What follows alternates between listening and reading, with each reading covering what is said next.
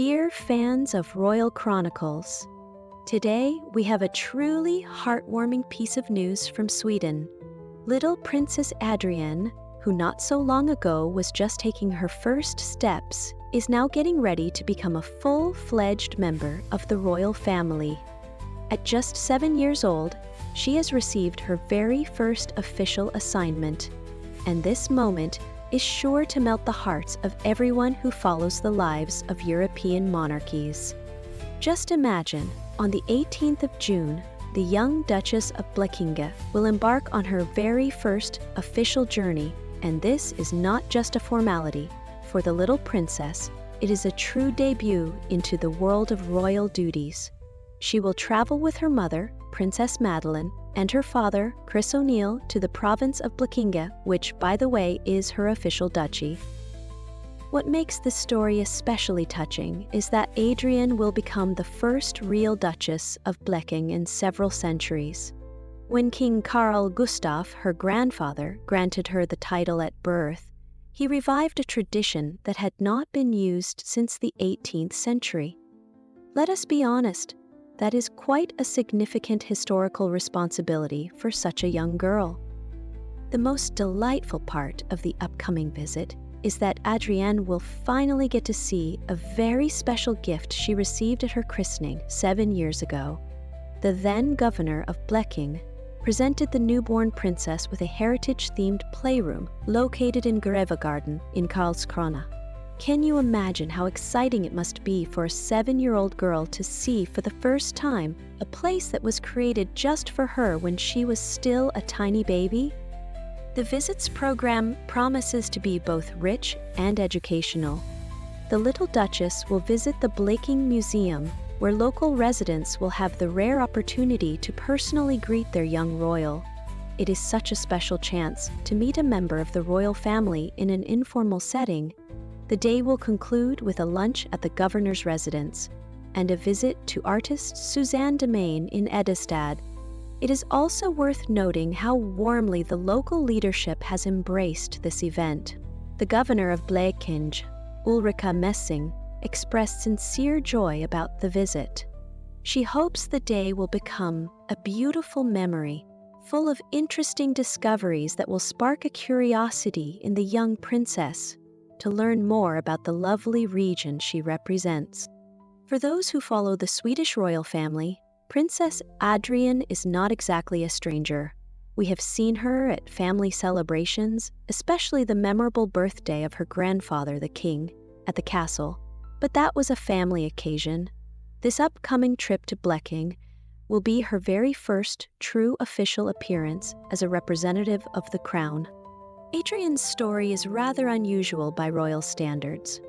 Born in March of 2018, she is the youngest child of Princess Madeleine and British-American financier Christopher O'Neill. Her christening took place in June of the same year at Drottningholm Palace Church on a beautiful sunny day. The little princess wore a family gown that is over 100 years old.